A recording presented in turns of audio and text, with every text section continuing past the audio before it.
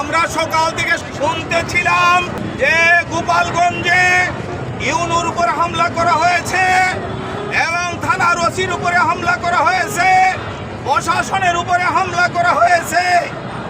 এরপরে এনসিপির সাথে যে ব্যবহার ওই গোপালগঞ্জের বেশি সরকারের পক্ষ থেকে করা হয়েছে, আমরা তার প্রতিবাদ নিন্দা জানাই। তাদের নেত্রী এই দেশ থেকে পলায়ন করে ভেগেছে, ভারতে আশ্রয় নিয়েছে। তোমরা আরামে ছিলা, মনে হয় তোমাদের কপালেও আরাম নাই।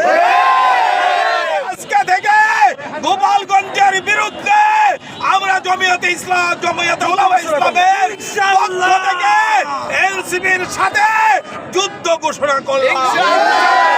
কোন বিজয়ে আমাদের বিজয় না আসবে ততক্ষণ পর্যন্ত আমরা রাজপথ ছাড়বো না।